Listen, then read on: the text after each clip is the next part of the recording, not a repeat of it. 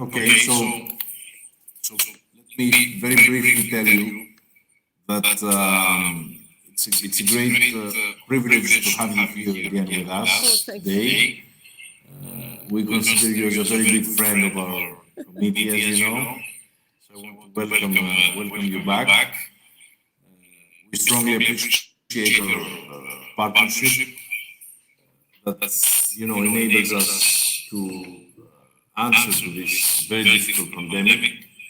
We want to work together with you, and we want to work together to intensify, as I said earlier, our DG Regio COR joint actions, which are based on two clear objectives: to identify the needs and improve the capacity building for regions, cities, villages that are planning and implementing the new cohesion policy, and secondly, communicating jointly on the ground and in Brussels the added value and benefits of cohesion to people's everyday life.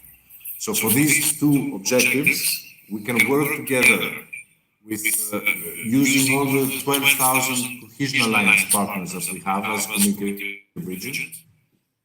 And I really believe that by working together, we can find the ways to involve regions and cities even more in the coronavirus pandemic response and recovery plans.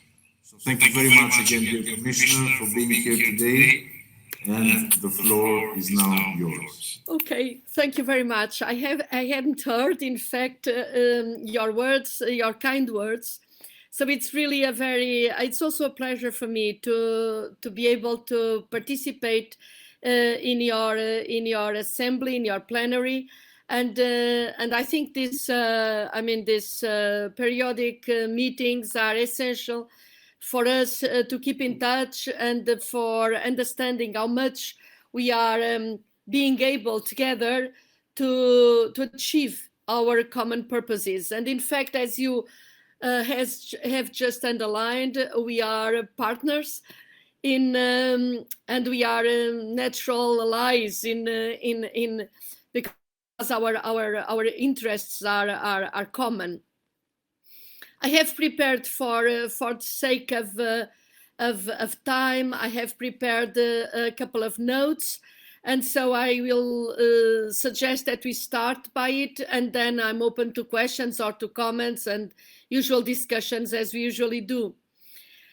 So I will start immediately.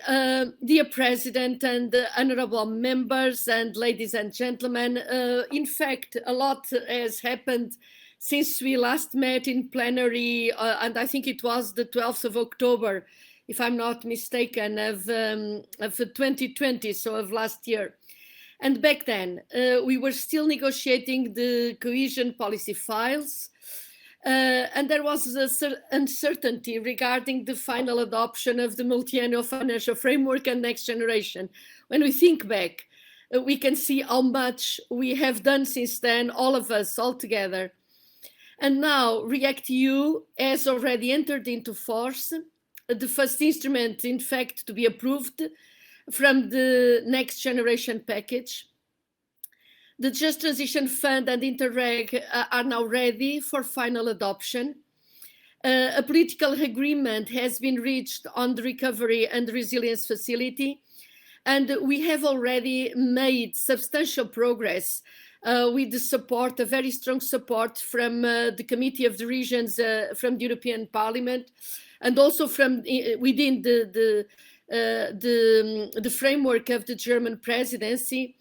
We almost finished the regulations, and we are expecting that both the Common Provisions Regulation and the European Regional Development Fund and Cohesion Fund regulations probably will be able to seal the deal next week. That's our hope in the final trilogues. We already now with the Portuguese presidency, and I want to also to express my thanks to this committee, because you are always very active.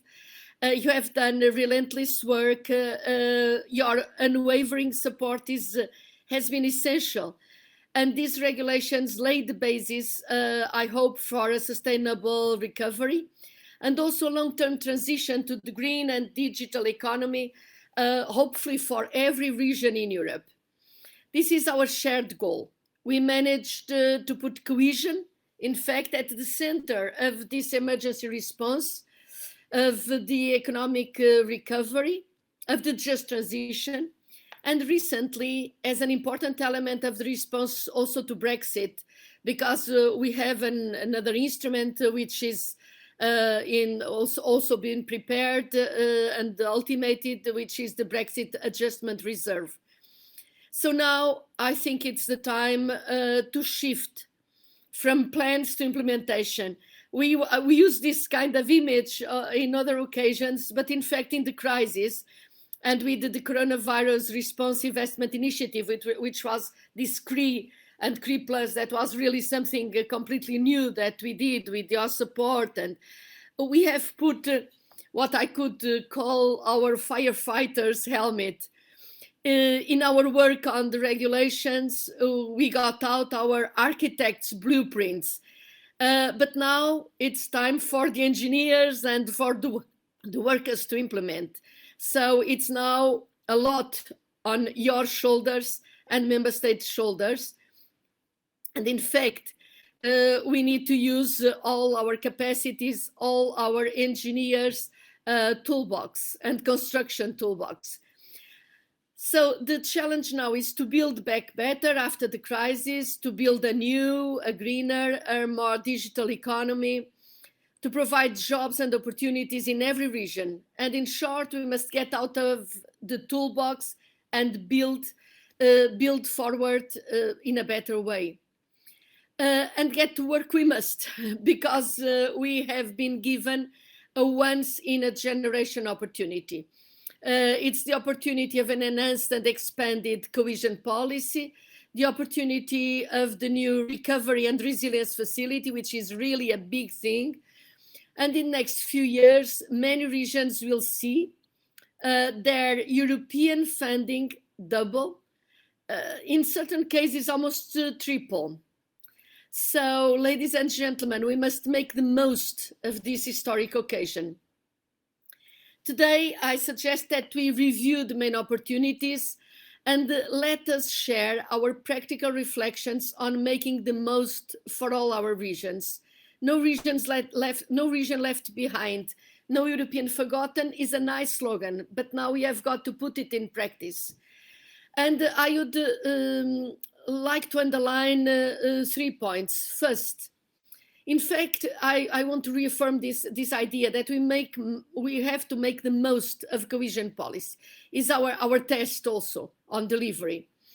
There are, in fact, more instruments, more opportunities, more investment than ever before. To start with, let us use to the full, and the regions are already using it to the full, the Coronavirus Response Investment Initiative. For you to have an idea of where we are, 180 cohesion programs have already been amended in a very speedy way, so very fast. A lot of reprogramming has been done through simplification at the regional or national level.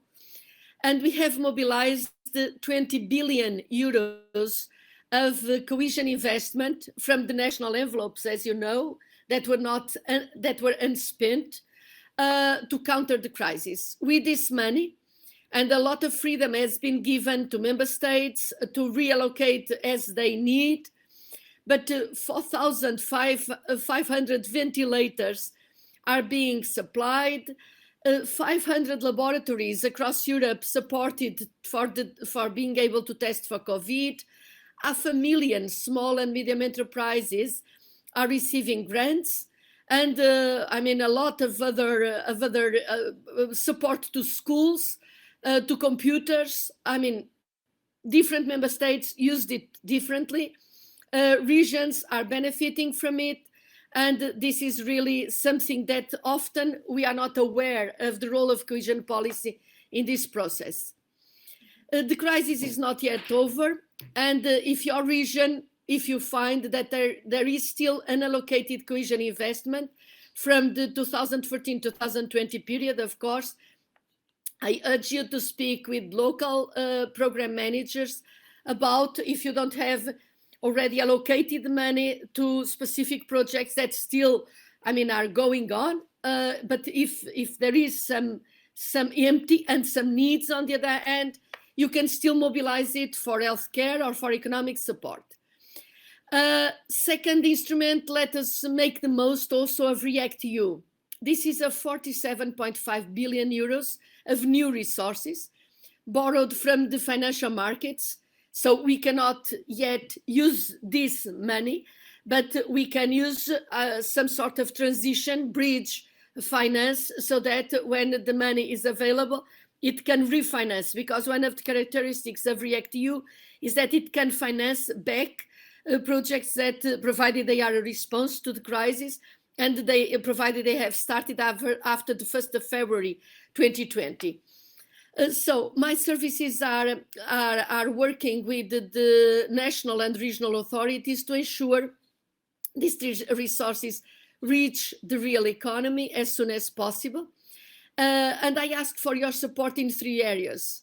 First, in ensuring that investment swiftly reaches the regions where they are needed most. In fact, this instrument, REACT, is a cohesion policy instrument. Second, that your support for investment is also regarding the future. That is not some money that leaves nothing on the ground. And so these climate objectives, digital transition, strengthening the resilience of healthcare systems, creating employment and employing young people is important. So if you can relaunch the economy, tackle the coronavirus impact, but create something that remains after the crisis, it's much better than just having expenditure. And third, your support also in ensuring that the partnership principle is respected. Of course, we are under pressure, we are in a crisis mode, but swift programming does not mean programming without partners. So this is an instrument, REACT, that really is it's a strong potential, is the follow-up of the CRE instrument, and up to 2023, I think it is a very important instrument. Then let us make the most of the so-called usual or more traditional regional fund and cohesion fund. And I'm very proud of the agreement we have reached there. More simplification, a single regulation covering the regional fund and cohesion fund, a sharp reduction of implementing acts. So a strong thematic concentration. I call your attention towards this element, with a focus on the future, on the green and digital transitions. There are also more resources for cities and a dedicated priority for tourism and culture. And also health infrastructures can be supported. And you know these funds very well, so I don't want to spend time with this. You know the importance of being involved right now in the programming phase. Make sure the voice of the regions are heard. Make sure the voice of all partners are heard. Make sure the programs focus on the long-term needs of your regions. Let us make the most also of the Just Transition Fund. This is 17.5 billion euros to support those that are most affected by the climate transition. This is very specific for these very critical transitions in very critical areas. So this is a kind of a pilot experiment. The key next step here is for member states to present to us the local built, the bottom-up built territorial just transition plans.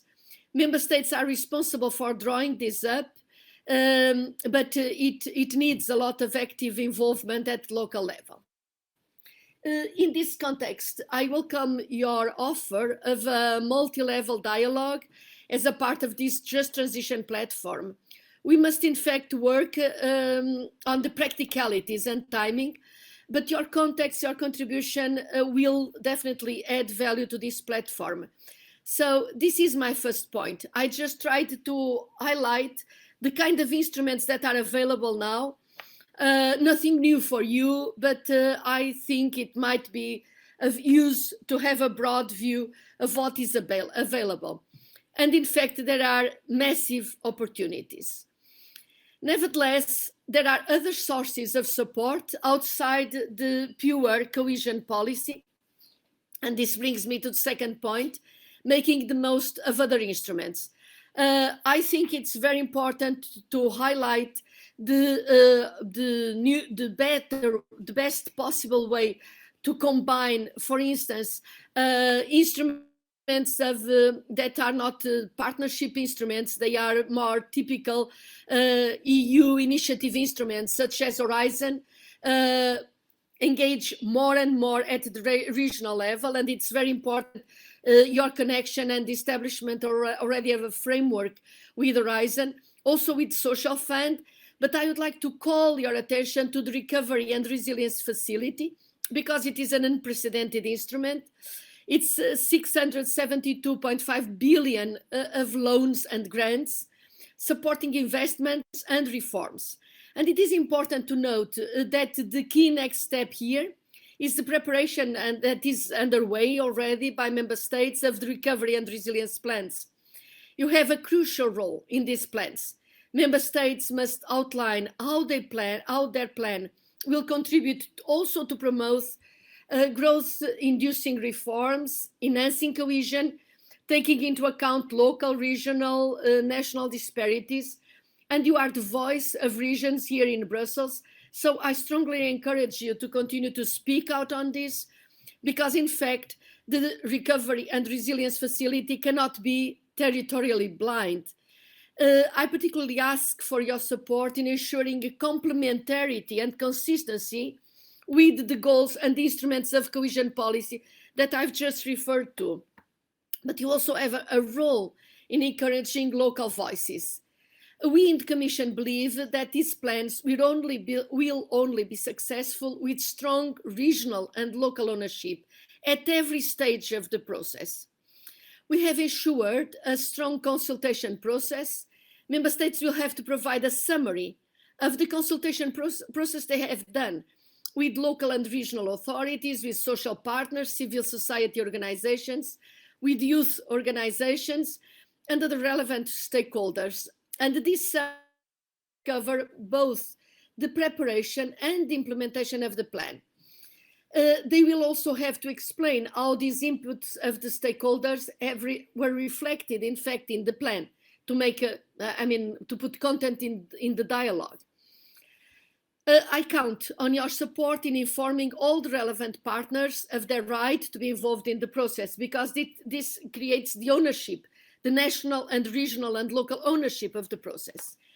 And my third point, we must make the most of our partners and of the possibilities also to enhance local and regional and central, of course, administrative capacities. In fact, wait a minute, sorry, because my computer went down. Just a minute. Yes. Yes. The quality of national, regional, and local governance will be, in fact, crucial in the recovery and in long-term investments. The technical support instrument exists. It's being used now by all member states. And this is a support from the Commission, from DG Reform, to build, in fact, to help member states and regions and local and municipalities to build their administrative capacity and to support reforms. Support under the instrument is not just, as I just mentioned, directed towards national authorities. Regional, local authorities can also submit requests for technical support. And this is a service and an opportunity offering support for your priorities at your request. I urge you to do it, because in fact it's a very sound support. I would also draw your attention to the opportunity of the technical support under cohesion policy. We recognize the importance of capacity building, not just for delivering projects, but for economic recovery and long-term development. We support administrative capacity for local authorities who are managing authorities or beneficiaries. And we are encouraging member states to be strategic about this. So in the 21-27 period, Also, I have launched the option of roadmaps for developing administrative capacity, and to support the roadmaps, these roadmaps, we offer a toolkit as well as peer learning. And so I encourage you to participate and to make the most of this. Partnership with local actors is key to our success in cohesion policy, and the partnership principle is dear, as you know, to our hearts. So in all the new programs, my services are paying particular attention to the Code of Conduct on Partnership and to the application of the partnership principle. We know that the application of this principle differs by member state. So the Commission has set up a thematic network on partnership to discuss the issues and spread good practices. We are looking at how citizens, especially young people, are making their voice heard in delivery of the policy. And I ask for your help in identifying and filling gaps in the application of the partnership principle. And I also ask for your help in analyzing and spreading good practices. And in 2020, we launched 2 new pilot initiatives to support the capacity of managing authorities and of civil society to actively engage citizens in implementing cohesion policy. I also treasure your collaboration on the European Week of Regions and Cities. This is an enormous success story, and I congratulate you on everything that you have done, in particular you and your team, President. This was really, in fact, a tribute, and success was a tribute to the excellent cooperation between our services in the Commission and your services. Last year, in spite of the pandemic, the week was an unprecedented success. There were over 800 partners, more than ever before. There were over 500 sessions, also more than ever before. There were nearly 12,000 participants, again, more than ever before. This is an opportunity to connect with partners and to exchange ideas and good practices. And I look forward to our best year ever for this year. So in conclusion, and I'm sorry I took a bit long, but I wanted to update you on what is on the ground now. Some say there is no such thing as luck. There is only the moment when preparation meets opportunity. So solid preparation meeting a moment of opportunity. We have years of preparation from our work together, our work on cohesion policy, on partnership principle, on the Week of Regions and Cities. Over the years, this work has already paid off. But now we face a moment of incredible opportunity. And this opportunity is the opportunity to work with an expanded cohesion policy, enhanced budget, new funds, the opportunity to add new investments, such as the Recovery and Resilience Facility and the Technical Support Instrument, the opportunity to put this together for a strong and sustainable recovery and a successful twin transition to a green and digital economy, and the opportunity to deepen also our partnership in a new and innovative way, of course.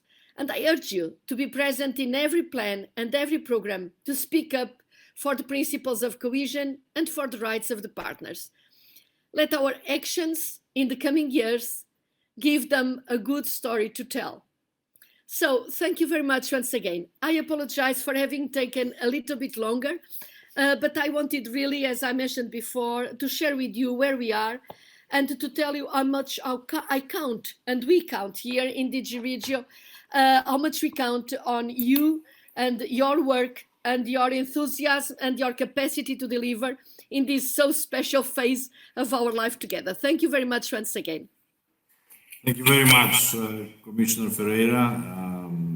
Of course, we didn't interrupt you because I really believe that you had very important things to say. And as a matter of fact, I feel that today's debate is of crucial importance, basically also for its timing. So please, without further ado, let me give the floor to Olga Geblevich from the EPP. Thank you very much, Mr. President.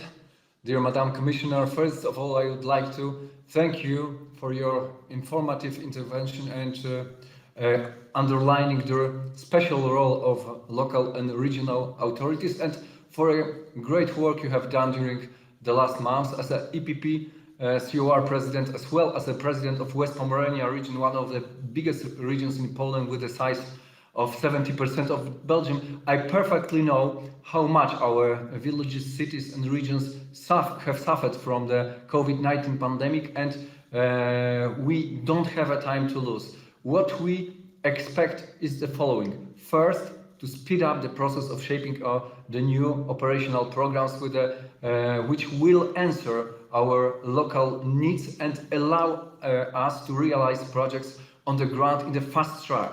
Second, we expect that European Commission to ensure that EU funds are distributed in transparent and fair procedure between not only countries but between all cities and regions as well. Third, to ensure that local and regional authorities are fully taken on the board when drawing the national recovery plans, and this this will speed up their creation and implementation in the end of the day. National governments have to realize that local and regional authorities are not the same as other stakeholders, as we hold a political mandate being elected by our citizens. Concluding, I would like to ask you, Madam Commissioner, when we can expect additional money under the REACT EU. This money is needed and are indispensable without any delay in our cities and regions. Thank you very much for your intervention.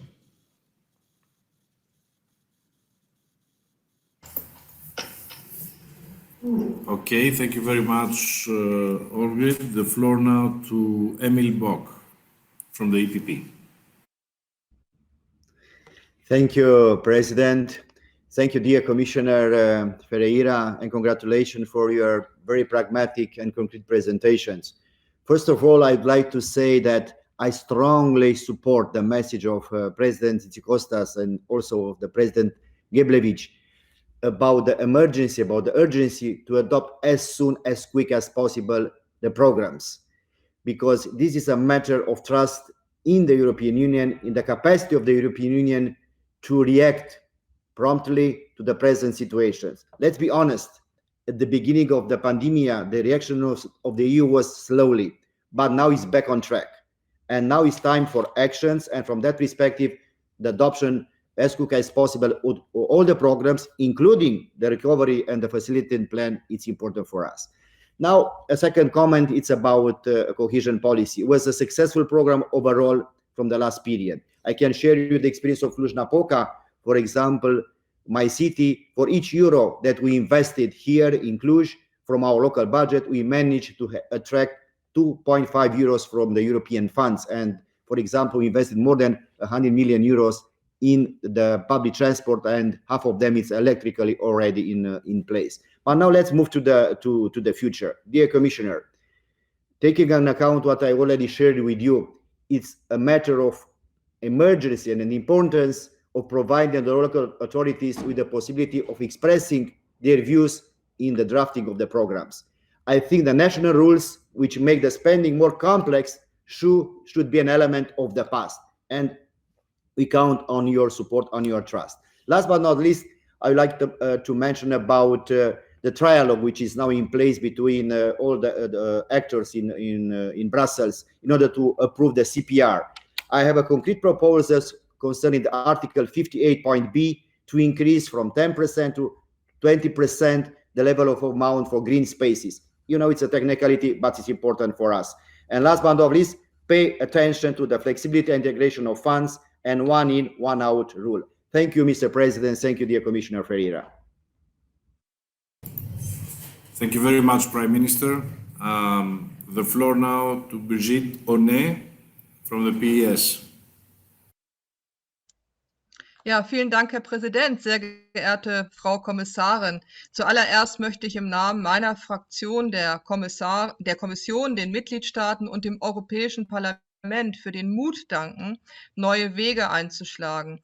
Die Art der Finanzierung ist ein wegweisender, wichtiger Schritt in die richtige Richtung. Die neuen Instrumente sind nicht nur für die Linderung der Folgen der Pandemie wichtig. Es ist ein Paket auf den Weg gebracht worden, das von der Größenordnung her außerordentlich ist. Sie haben es historisch genannt. Dass einige Staaten besser durch die Krise kommen als andere, darf nicht dazu führen, dass die makroökonomischen Ungleichgewichte innerhalb der Europäischen Union noch größer werden. Da die einzelnen Wirtschaften der Mitgliedstaaten miteinander verknüpft und voneinander abhängig sind, können sich Störungen in einem Land leicht auf andere Länder übertragen. Jeder von uns weiß, wie die aktuelle Situation vor Ort aussieht. Jeder von uns weiß, wie notwendig weitere Hilfe ist. Jeder von uns weiß, dass wichtige Kofinanzierung vor Ort in den Regionen wegbricht und die Liquidität immer knapper wird. Aber wir wissen auch, dass wir Herausforderungen der Zukunft haben, die nicht durch die Pandemie verursacht werden. Das Bereitstellen der zusätzlichen Mittel ist notwendig, adressiert wichtige Ziele und hilft uns in den Regionen.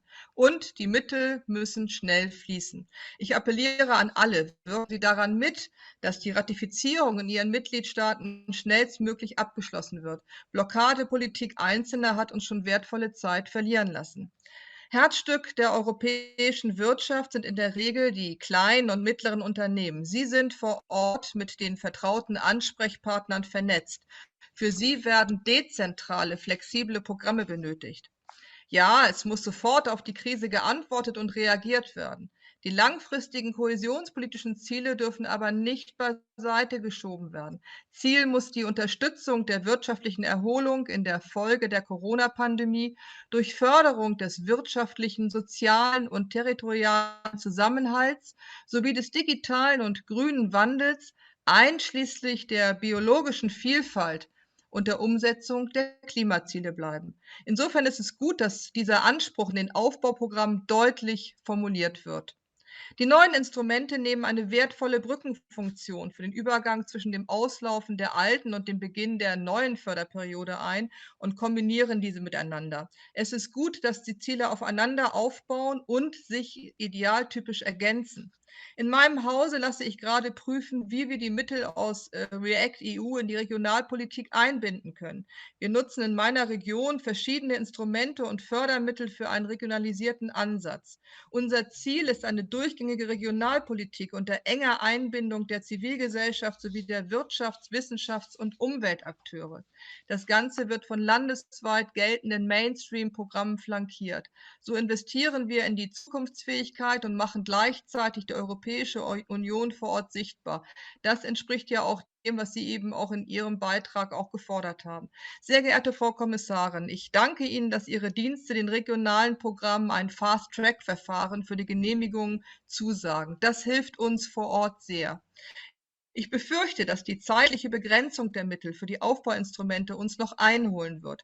Es kann bei diesem Paket nicht nur um die Liquiditätserhöhung gehen. Gute Projekte benötigen ihre Zeit. Deshalb sollten ihre Planung, Genehmigung, Abwicklung und Abrechnung nicht in einem Fast-Track-Verfahren erfolgen.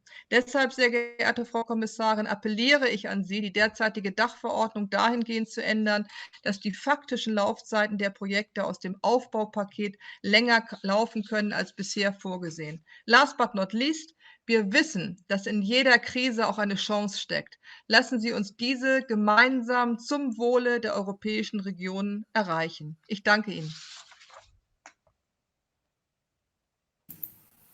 Thank you very much for your intervention. The floor now to Michel Risterman from Renew Europe.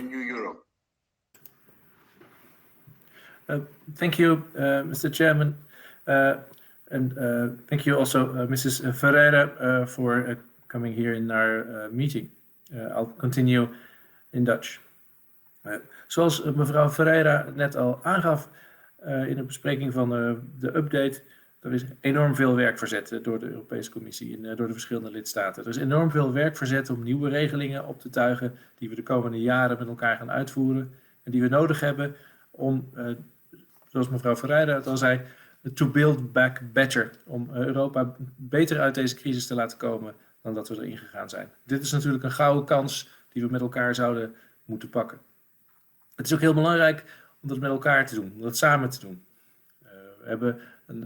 Ik heb zelf een advies geschreven voor het comité van de regio's over hoe we de cohesiefondsen onder andere kunnen gebruiken in de huidige situatie van de coronacrisis. En dat advies laat zien dat de rol van de regio's en de steden hierin essentieel is. En het is ook essentieel dat we met elkaar samenwerken. We moeten met elkaar leren, we moeten met elkaar samenwerken. We moeten zorgen dat we zoveel mogelijk hobbels en bureaucratische regels met elkaar vermijden om constructief te werken aan een herstel na de crisis.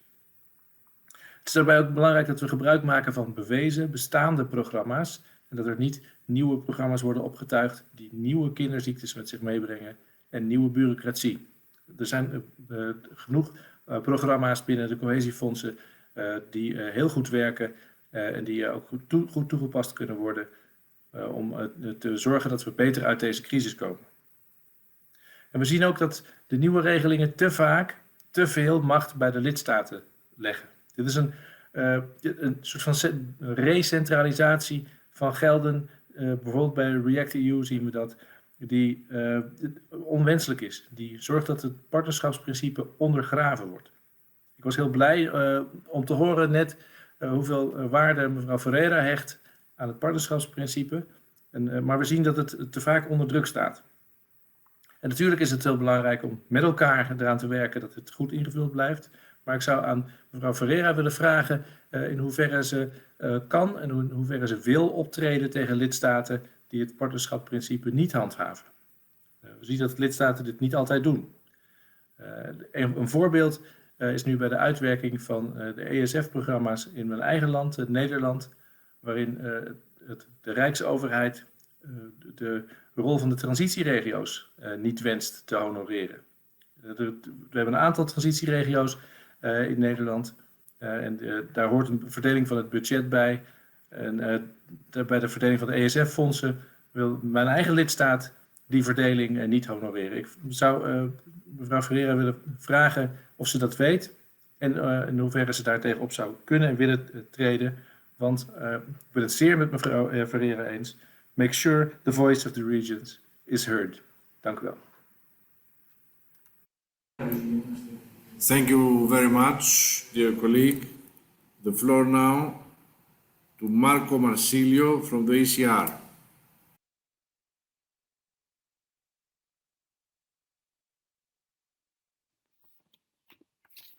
Ringrazio il commissario europeo per la coesione per il suo intervento. Cercherò di rimanere nel poco tempo concesso, limitandomi a fare una proposta che, se dovesse trovare condivisione, naturalmente avrà bisogno di ulteriori approfondimenti. La mia proposta è quella di creare una agenzia europea dedicata alla coesione sociale. Uno degli scopi qualificanti dell'azione del Comitato delle Regioni, una sorta di prerequisito della sua stessa esistenza, è che lo stanziamento dei fondi risponda effettivamente alle esigenze sul campo attraverso una alleanza per la coesione che sia in grado di interloquire con i territori. Il Comitato ha commissionato uno studio per fornire prove pertinenti ricavate dal lavoro sul campo per la valutazione dell'applicazione dei principi di partenariato e dei programmi per il periodo 2021-27. Sinora ci siamo trovati a inseguire le emergenze. La pandemia da Covid è naturalmente il caso più eclatante perché ha messo a dura prova le strutture sanitarie di tutti i paesi europei. A distanza ormai di un anno e nella prospettiva ancora incerta circa la sua durata, penso alle difficoltà che sta incontrando la campagna vaccinale, ha provocato la perdita di decine di migliaia di posti di lavoro e molte attività economiche hanno chiuso e sono a rischio di chiusura. Ripartire non sarà facile, anche perché le provvidenze economiche non sempre arrivano nei tempi attesi. I membri del Comitato a tal proposito si sono costantemente detti preoccupati per la tendenza all'accentramento dell'elaborazione e della realizzazione delle politiche evidenziata dalle misure introdotte per affrontare l'impatto socio-economico della pandemia di Covid. La ripresa deve essere equa e basata sulla coesione sociale, economica e territoriale. Deve coinvolgere gli enti locali nell'elaborazione dei piani per la ripresa attraverso una cooperazione strutturata con gli Stati membri. Partendo dal presupposto della vulnerabilità del nostro territorio alle calamità con cui ormai sempre più frequentemente ci misuriamo, chiedo al commissario se non sarebbe preferibile giocare di anticipo, Come sappiamo, i problemi economici comportano inevitabilmente conseguenze sul piano della coesione. Per questo propongo la creazione di una agenzia europea ad hoc sulla coesione sociale. Dovrebbe essere fornita questa agenzia di disponibilità finanziarie adeguate in grado di monitorare costantemente lo stato di salute di tutti i paesi europei e di fronte a qualunque emergenza possa agire con tempestività e concretezza, saltando passaggi burocratici che renderebbero tutto più lento. Avere un'agenzia dedicata alla coesione sociale significherebbe anche una maggiore vicinanza dell'Europa alle nostre aree più vulnerabili, cosa che faciliterebbe non poco il ruolo delle regioni, che rimarrebbe quello di ponte tra le istituzioni. Grazie.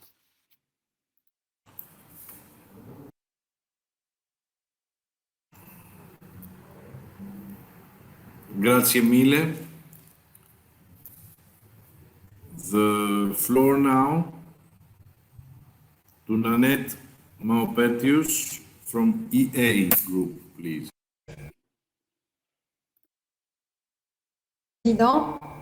Merci Monsieur le Président, merci Madame la Commissaire pour votre intervention. Au nom du groupe Alliance européenne, je voudrais tout d'abord vous féliciter, Madame la Commissaire, pour avoir conclu avec succès les accords sur le paquet de la politique de cohésion 2021-2027 afin que les régions puissent rapidement démarrer leur programme. Néanmoins, la situation actuelle suscite de vives préoccupations dans les villes, dans les régions, dans les territoires qui étaient déjà vulnérables avant la crise Covid. Je pense aux îles, aux zones rurales, aux régions ultrapériphériques.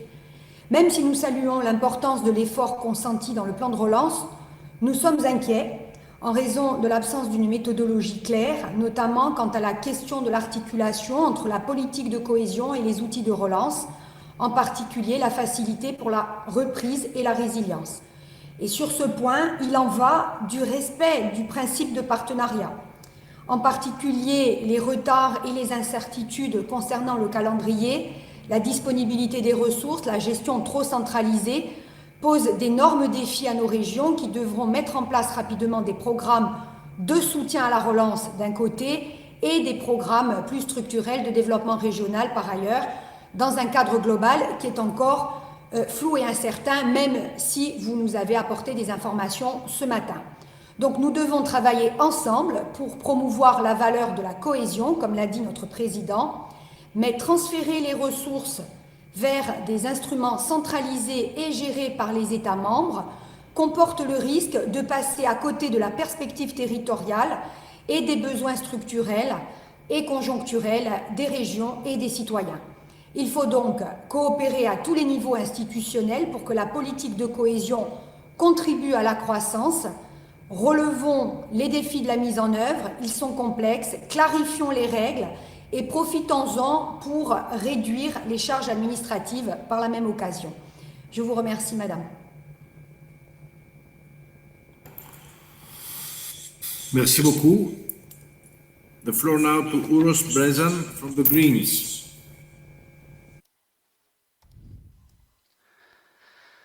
Thank you, President, dear Commissioner, dear colleagues. Being all deeply involved in health crisis management, we should not forget that climate change, environmental degradation and loss of biodiversity are still major existential threats to our planet. The European Green Deal was developed to address the issue and transform the Union into a modern, resource-efficient and competitive economy that will become carbon neutral till 2050. This is an essential aim, absolutely necessary to follow also by new cohesion policy programs in combination with recovery tools. And there is another concern I'd like to underline. It was mentioned before, but we should ensure that the funds actually address needs on the ground. It can only be attained by including local, regional authorities, civil society, social and economic partners, and by respecting partnership principles, meaning that member states should guarantee clear participation procedures, such as making documents accessible at an early stage, ensuring sufficient time for consultation and feedback, ensuring transparent responses to suggestions and comments, and informing about the follow-up of the proposed suggestions. Greener, sustainable and carbon neutral future based on inclusive partnership and participation must be reached also by strongly engaging new cohesion policy programs and recovery tools. Let's seize this future together. Thank you on behalf of Greens from Socha Valley in Julian Alps, Slovenia.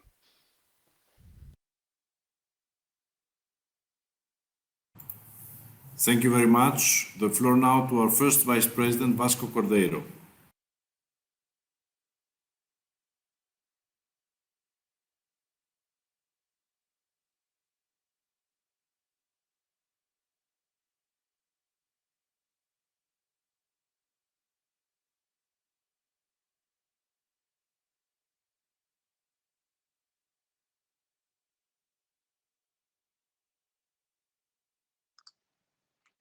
Muito obrigado, Sr. Presidente, Sra. Comissária. Apenas 4 notas que me parecem importantes. A primeira delas, um agradecimento, obviamente, por todo o trabalho desenvolvido pela Comissária Elisa Ferreira. Nós agora temos os instrumentos para iniciar esta recuperação, mas é necessário não esquecer que a forma como implementamos, como aplicamos estes fundos, é tão importante quanto o montante que temos disponível. É tão ou mais importante. É por isso que essa relação entre o mecanismo de recuperação e resiliência e a própria política de coesão é, na minha opinião, absolutamente essencial para que se possa libertar todo o potencial de cada uma dessas políticas. Senão, como referiu o nosso presidente Tsitsi Costas, um dos instrumentos mais poderosos que a União já disponibilizou pode falhar. Segundo a ideia, a recentralização de políticas de investimento pode levar a União Europeia a decisões erradas ao nível das cidades e ao nível das regiões. Nós, cidades e regiões, somos aqueles que estão mais próximos de concretizar o apoio neste período desafiante. Casos como a habitação, o turismo, o apoio aos empreendedores locais, são alguns exemplos da capacidade de intervenção e das áreas de intervenção das entidades locais e regionais. Terceira ideia, há uma oportunidade única para a União Europeia para, através destas políticas, contribuir para alcançar os objetivos do Green Deal, com programas da política de coesão, com apoio aos serviços públicos. O fazer essas políticas mais verdes no novo período de programação é uma prioridade do Comitê das Regiões. Também aqui, as autoridades locais e regionais são fundamentais. Quarta ideia, nós estamos convencidos no Comitê das Regiões que conseguimos ajudar a construir uma Europa mais justa e mais forte. É necessário que também tenhamos os instrumentos para isso, mas é também fundamental que a própria Europa seja capaz de incentivar e de mobilizar o crescimento para apoio aos seus cidadãos. A questão do montante disponível não é a única questão relevante. A forma, a desburocratização, mobilizar recursos e mobilizar, no fundo, procedimentos. Por último, uma saudação quanto à atenção que é dada à questão das regiões ultraperiféricas. Como açoriano, português e europeu, não posso deixar de salientar isso. Muito obrigado, Sr. Presidente. Thank you very much, Vasco, for your intervention. And I would like at this point, Commissioner, before I give you the floor for your reaction, to bring something to your attention. The EU treaties ask the European Committee of the Regions to speak up for cross-border cooperation in Europe. Some member states ask the European Commission to withdraw its draft regulation on the European cross-border mechanism, while the European Parliament is supporting the draft. The regulation would make it much easier for us, for regions, local authorities, to work together across borders. So I will address a letter to the member states, making our voice and arguments heard. I will share this letter with you, and I would ask you to use your communication channels as well and your help with the national governments to actively support the proposal of the European Commission, because as you understand, for us, the regions and the cities, this issue of cross-border collaboration is of great importance. Thank you very much, and I now give you the floor for your reaction.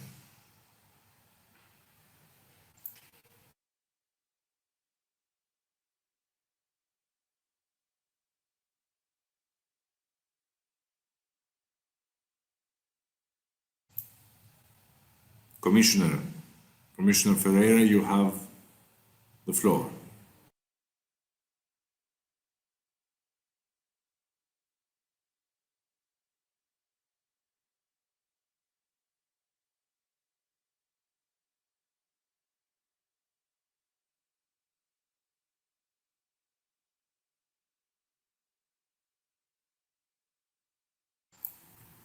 Okay, the floor to Mr. Salzberger, our colleague, Mr. Salzberger.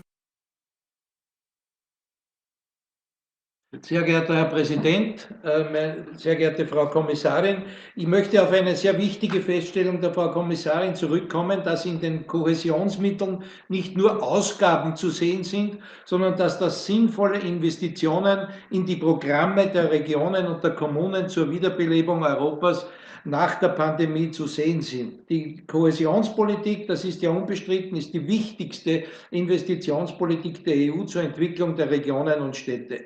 Es besteht nämlich durch Corona die große Gefahr, dass die bestehenden Ungleichgewichte unter den Regionen und der Erweiterungsländer in der EU und der Erweiterungsländer zunehmen werden. Und das trifft natürlich dann auch ganz besonders die Erweiterungsländer des Westbalkan. Ich wollte der Frau Kommissarin nur sagen, der Einsatz von so viel Geld fordert natürlich erstens auch eine wirksame Kontrolle gegen den Missbrauch. Was macht man da?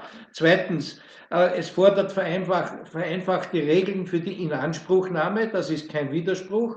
Was tun wir, wenn es keine und nicht ausreichend geeignete Programme gibt, die ausgearbeitet werden, weil das Know-how fehlt?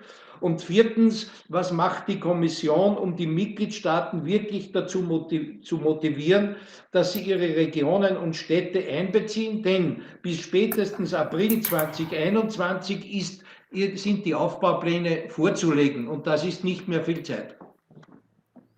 Thank you very much. Rafał Trzaskowski.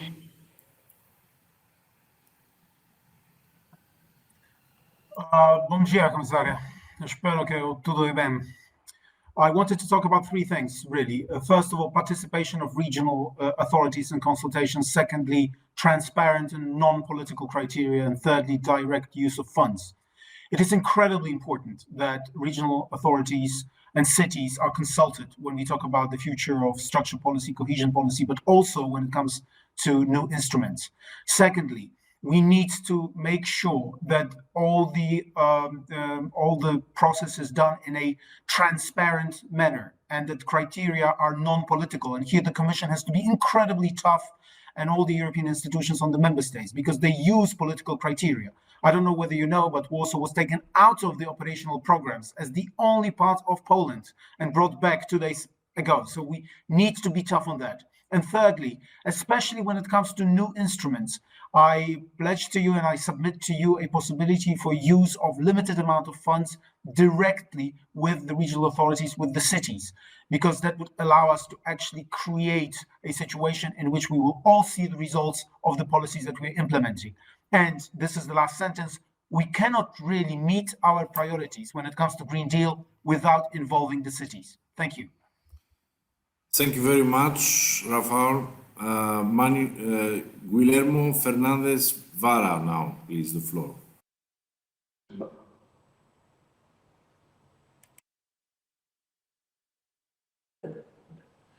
Sí, bueno, buenas tardes, estimada comisaria, querida Elisa. Se nota que ha trabajado en la política regional en el norte de Portugal por la sensibilidad hacia las regiones. Los gobiernos regionales estamos gestionando en estos momentos y vamos a tener que gestionar en los próximos 3 años el N+3 del anterior programa operativo 14-20, el nuevo programa operativo 21-27, la parte de FEADER que va incluida en el segundo pilar de la política agraria comunitaria, los fondos REACT, los fondos Next Generation, ¿no? ¿Qué quiero decir con esto? Que va a ser más necesario que nunca, en primer lugar, la flexibilidad y, en segundo lugar, la complementariedad. Se hace imprescindible que divisemos el futuro como un proyecto global, como un todo, al servicio de una idea, el desarrollo regional como instrumento de la igualdad de oportunidades.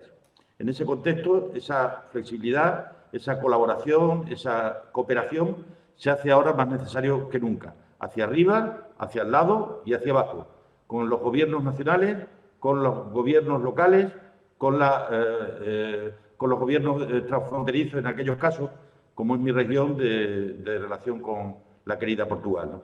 Quiero desde aquí, por tanto, agradecer, querida comisaria, el enorme esfuerzo, porque esta es la hora de Europa y de los europeos. Ahora mismo Europa es cuando se la juega. Muchas gracias, señor presidente. Thank you very much.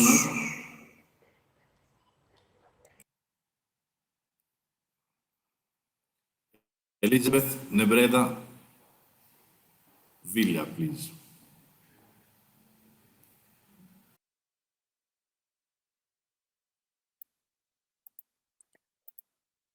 Thank you, Mr. President. Bom dia, Commissaria Ferreira. Thank you for your presentation and your words. We are at a crossroads. To live up to the challenge and not to fail future generations, we must work differently. Bringing together new cohesion policy programs and recovery tools to promote positive synergies is surely a good starting point, but it will not be enough. For these new instruments to reach to their full potential, better governance is needed, one open to direct participation of regions, as it has been repeatedly requested. In this regard, on behalf of the regions, members of the initiative Regions for EU Recovery, I would like to thank you, Commissioner, for your answer to the joint letter that we addressed to European leaders calling for greater involvement of the regions in EU decision-making in the post-COVID recovery. At national level, consultation processes within member states must recognize the areas of competence conferred to regions and allow them to implement the relevant recovery funds in order to maximize their impact. At EU level, we call on the Commission to keep a close surveillance on how member states allocate these resources, if all vices and past mistakes are to be averted. Together, we must ensure that these instruments reach our SMEs, our civil society. Thank you very much, President. Thank you very much. Let me inform you that as of right now, the interpreters are reminding us that they have to stop transmitting. They have to take a break according to the procedures, which means that from now on, only English is the available language. The floor now to Guillaume Cross, please.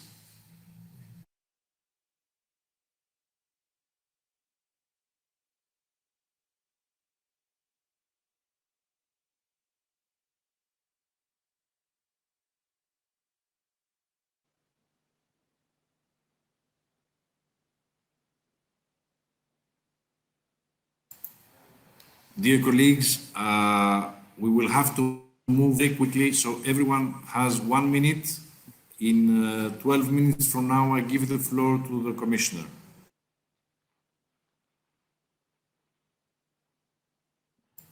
Mr. Cross, go ahead.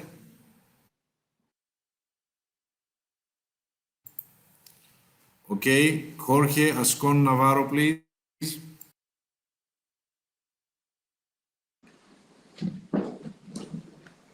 Do you hear me? Yes, we do. Thank you very much, dear President, dear colleagues. Quiero que mi intervención sea muy clara. Quiero que el objetivo de la intervención sea muy clara. La participación de las ciudades en los fondos europeos y en las políticas de cohesión tiene que ser distinta de la que es actualmente. Si queremos ser más justos, si queremos ser más eficientes, el papel de las ciudades tiene que cambiar. Yo quiero unir mi voz a la de otros muchos alcaldes, algunos que hemos oído hoy, diciendo que hay que tener criterios más transparentes, que es necesario aparcar criterios políticos a la hora de repartir los fondos, como hemos visto en algunas ocasiones. Tenemos un reto importantísimo Y aunque mi intervención sea crítica, yo quiero fundamentalmente fijarme en las cosas que hoy en Europa se están haciendo bien. Quiero fijarme en programas como el de 100 ciudades sostenibles climáticamente antes de 2030. Un ejemplo, sin ningún género de dudas, un ejemplo que va a servir de inspiración para otras muchas ciudades y en el que estoy convencido de que podremos encontrarnos. Ese es el camino. Muchísimas gracias. Thank you very much. Agnes Rampal, please.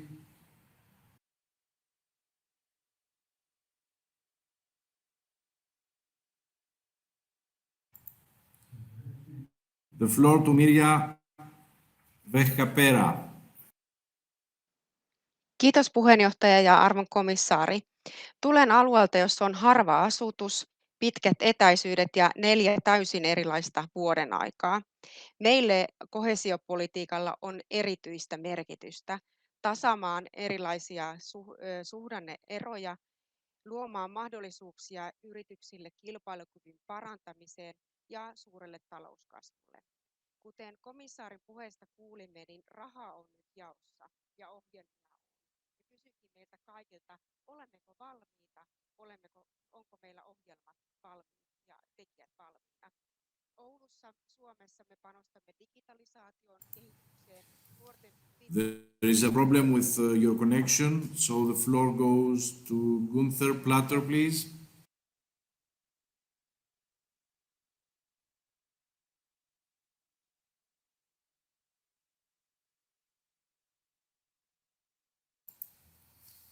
The floor to René De Heer.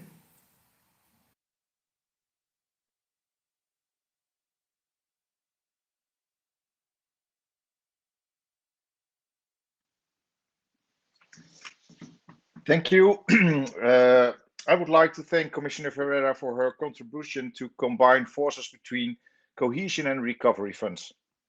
We can only succeed in the recovery of our economy if there is a good cooperation between the national, regional and local governments. For that reason, I would firmly underline the importance of the principle of partnership. And we as committee are looking at the Commission to uphold and assert that principle. Too often regions and cities are only asked for an opinion instead of being co-architect for recovery plans. And that's why I want to appeal to you to compel that regions and cities are full partners by the making and implementation of recovery plans. Thank you very much.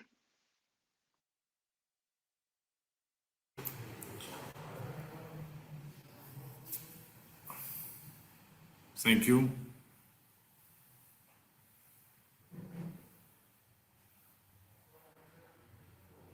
The floor to Paula Fernandez Viana, please.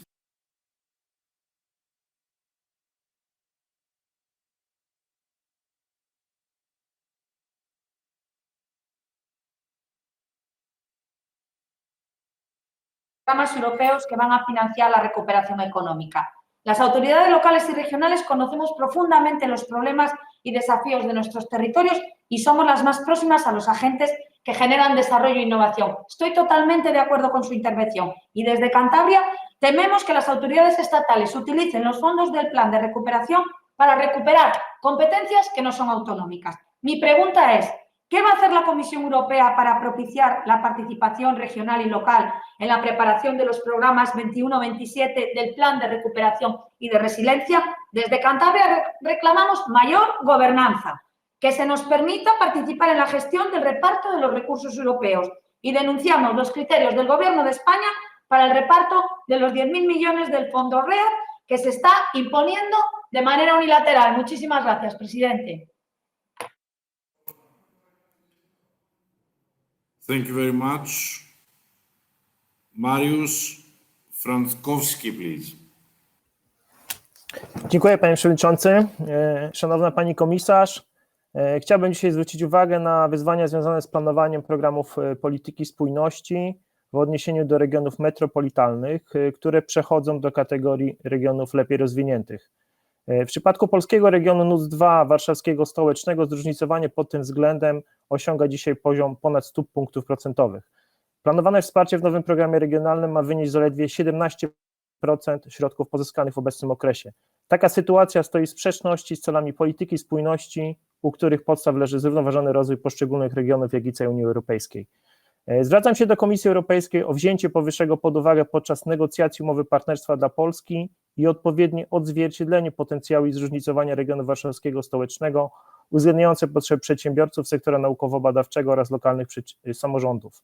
Jednocześnie zwracam uwagę, że wsparcie w ramach instrumentów unijnych mających służyć odbudowie gospodarek po kryzysie pandemicznym nie może być postrzegane jako narzędzie zastępujące realizację celów polityki spójności, ale do niej komplementarne. Thank you.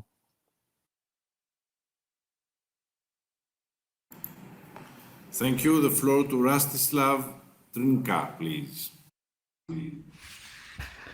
Dear Mr. President, dear Mr. Commissioner and colleagues, when discussing the plan, authorities who are closer to the citizens must have their say. There is no other way. Only we know what really bothers us and what must be done. It's enough to give us the final opportunity to help ourselves. This is the time. Unfortunately, we self-governments too often fulfill the decisions of others without the possibility of influencing and improving them. Despite a system that we do not consider an effective option for supporting cities and regions, we in Slovakia have so far agreed with national government on no more than half of the purpose areas in the recovery plan, and this is only step zero of the recovery and long voyage ahead. For the boat to make its destination, everyone must paddle. True partnership is crucial. Otherwise, the boat is going in circles. If you want to go fast, go alone. If you want to go far, go together. Thank you very much. Thank you very much. Guillaume Gross, please.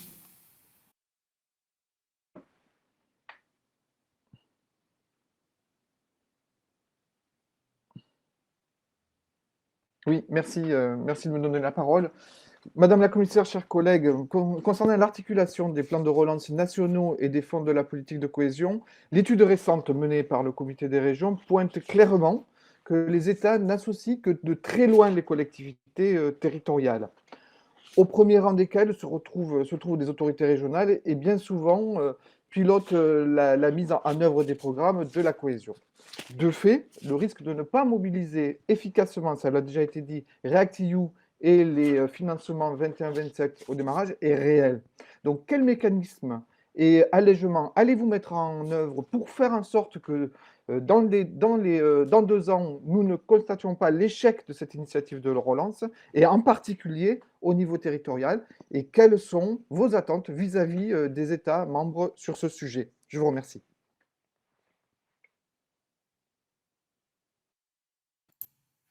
Thank you. Sari Rauzio is our last member who will intervene now. Thank you so much, Mr. President, and thank you, dear Commissioner. It's a very, very important issue, and I only want to stress that also in the macro region of Baltic Sea region, we have been discussing about the same issue, and I think it's very, very important that we do this co-creation between all countries, all regions, all cities, and also all different stakeholders in order to get the best goals and reach the best goals. So thank you. This is very, very important, and all the best. Thank you.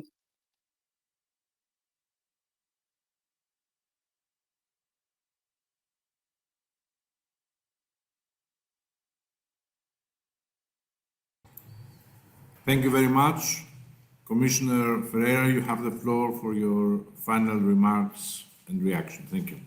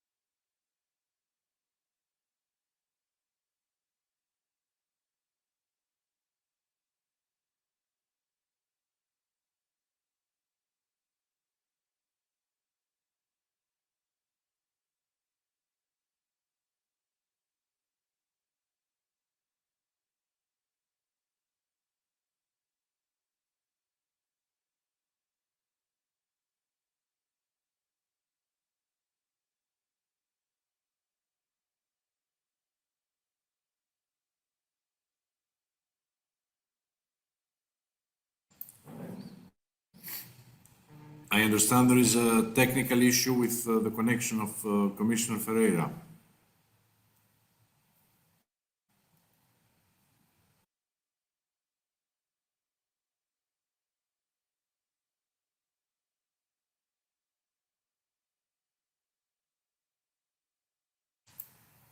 I would like to ask the administration if it's possible for Commissioner Ferreira to react via the phone, if it's not possible for her to connect.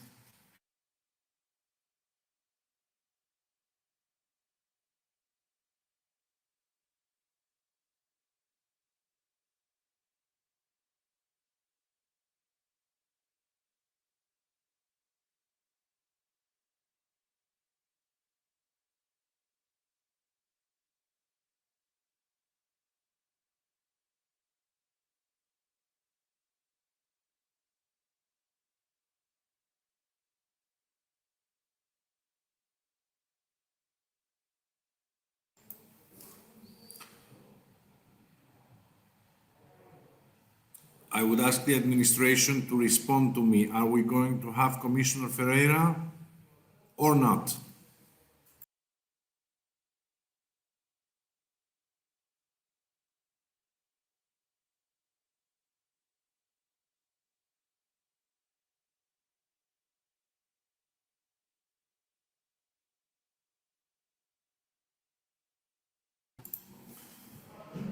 Okay, I'm informed that it's not possible to connect with Commissioner Ferreira. She has a technical issue.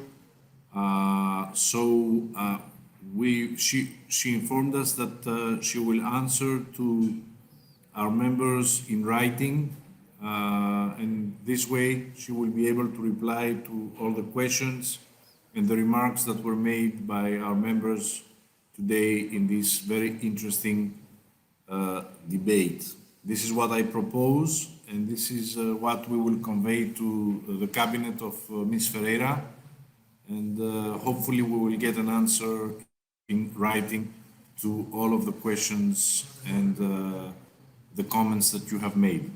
So, dear colleagues, we will now intervene, and we will meet again at... Now I can speak. Can you hear me? Can you hear me? Yes, we can. Okay. Oh, terrible. I've got 4 computers around me. I'm sorry. Can I still answer you, or is it too late, President? No, you can go. You can go ahead. I can. Okay, good. So I will be speaking in English. I apologize to all the different language speakers, but I think we cannot. We don't have interpretation as far as I could understand. Sorry about these connections, but I was pressing to speak, and apparently there was no authorization for me to speak. So we'll have to improve this functioning in further on. Let me just try to address groups of questions. First, thanks to everybody that made positive comments on the work that we have been doing.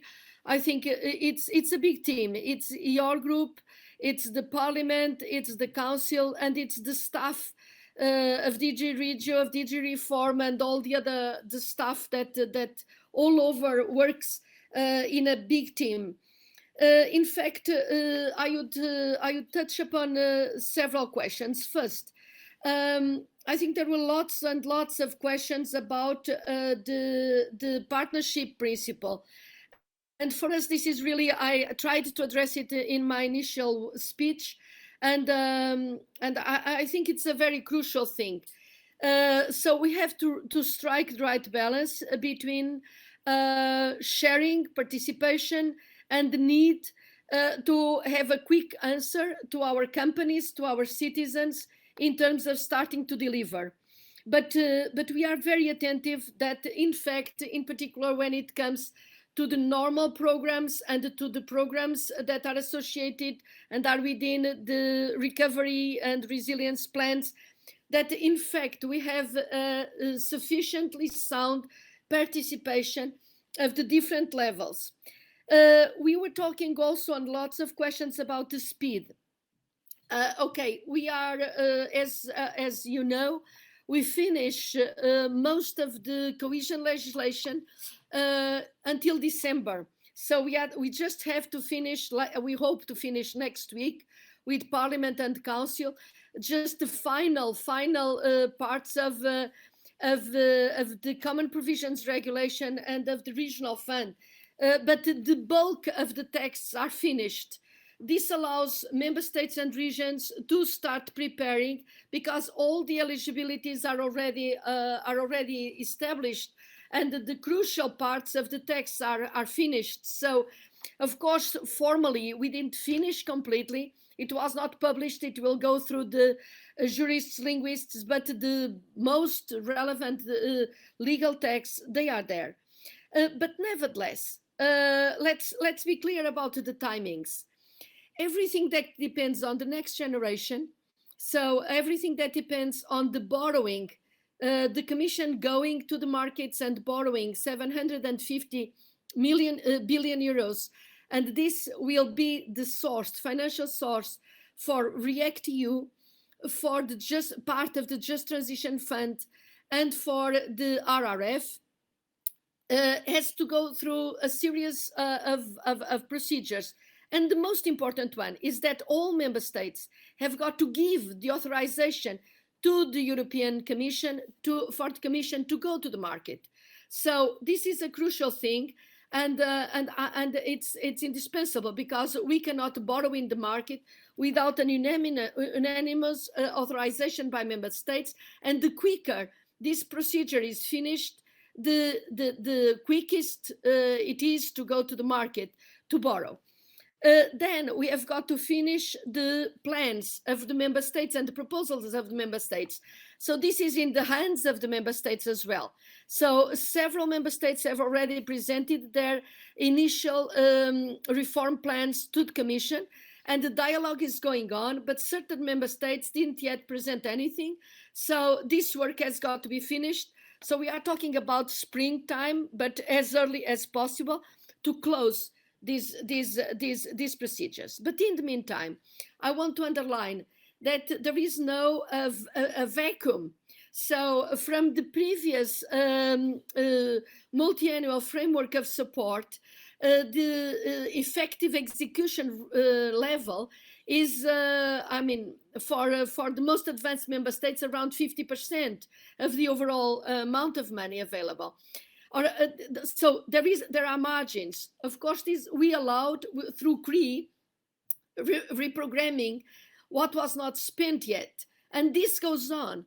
And so member states and regions and municipalities, they have this possibility to use this with maximum flexibility and maximum simplification.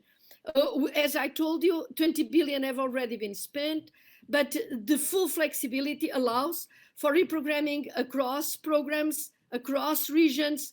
You can reprogram from social fund to regional fund, or vice versa, from cohesion fund to the other ones. And talking about speed, this facility, the CRE and CRE Plus, was implemented and is in operation since April. The pandemic started in February, March. So since April, this is done. So we did the speediest procedure, because in 2 weeks we had CRE going through the parliament, going through all the procedures, and in another 2 weeks CRE Plus. So by the end of April it was done, and the speed goes on. So and that's what we did also with the legislation. So this instrument is still there. The execution of the usual funds still needs to be speeded up in a lot of member states and a lot of regions. And on top of this, for the eligibility for the use of REACT-EU, that is a prolongation with some changes, but the prolongation until 2023 of the CRE kind of instrument, you have the eligibility to be reimbursed. It's for projects and programs that started since the 1st of February. So even if you want I mean, we are waiting here in the Commission for the plans for REACT, because we have got to know how you want to use the money, because also we have got to be accountable.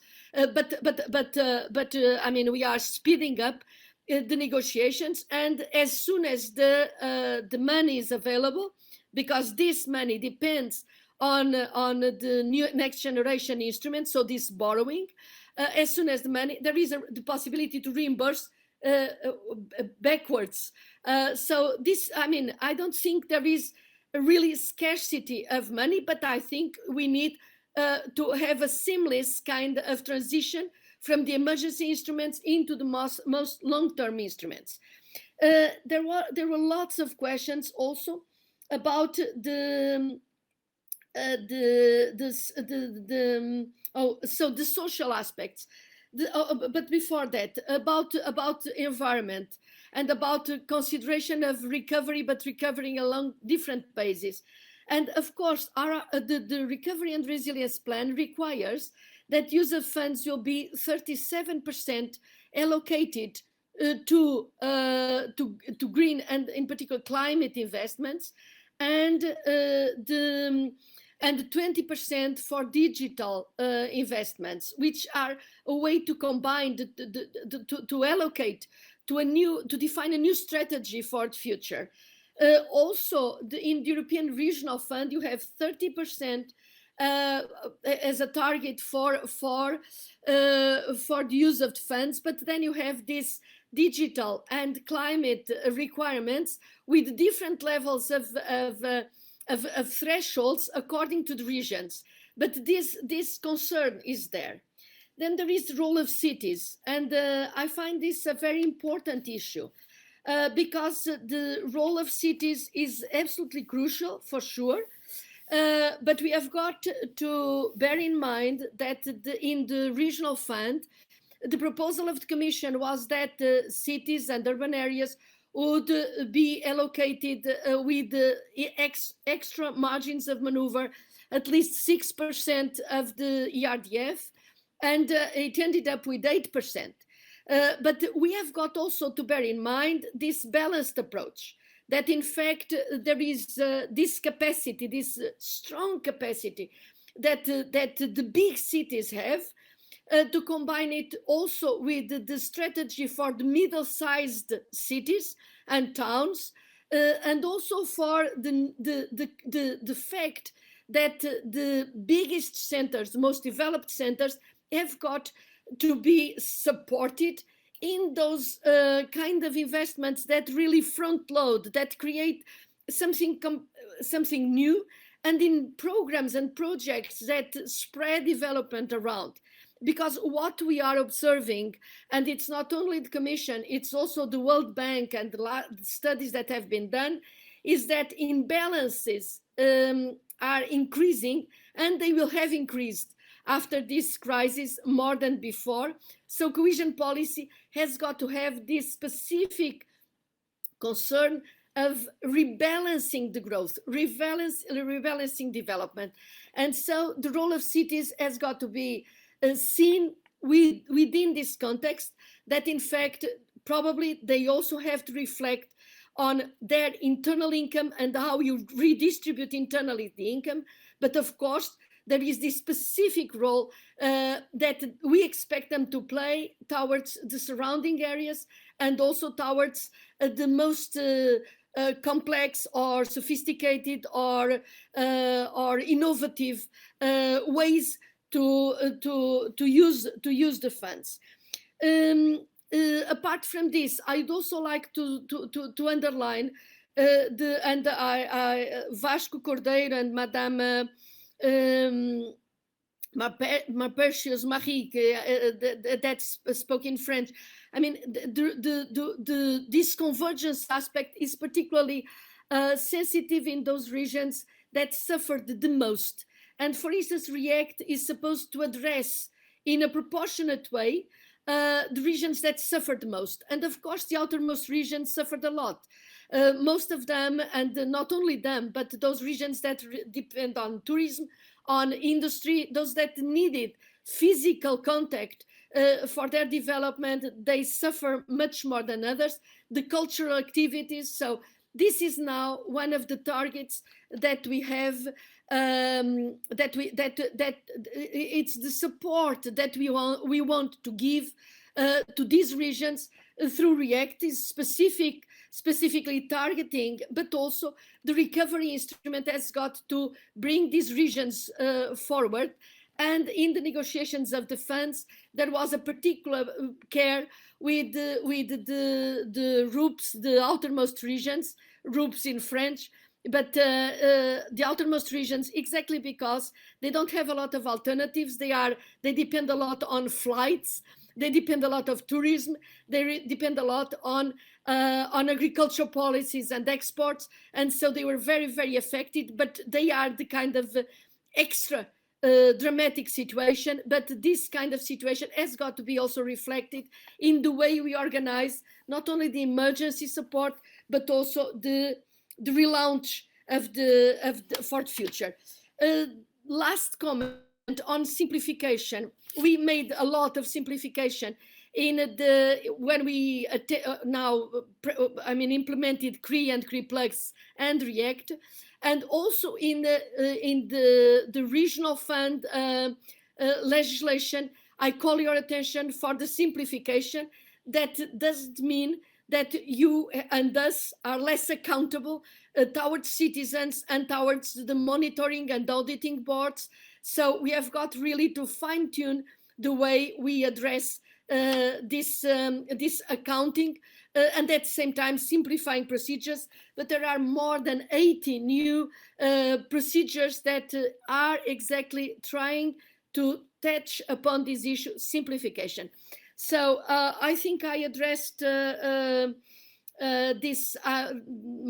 most of the issues. I would only like to underline that also in Interreg, we have got to be more focused, and several speakers addressed the need to cooperate.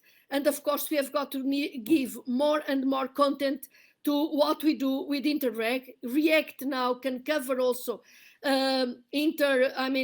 cooperation between border regions. And I call your attention to the need to give substance to what we do, in particular in those regions like Central Europe and like the Baltic area. And I thank the intervention of the Baltic representatives, where we have a lot of programs. And so sometimes things really, can lose focus. My last comment for social aspects.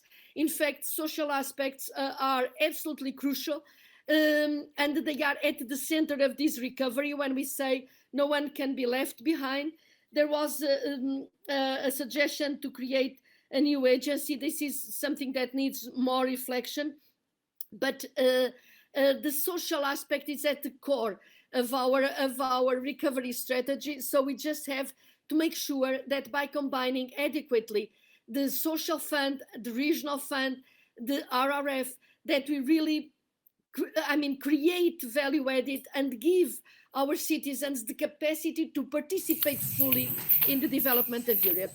Thank you very much.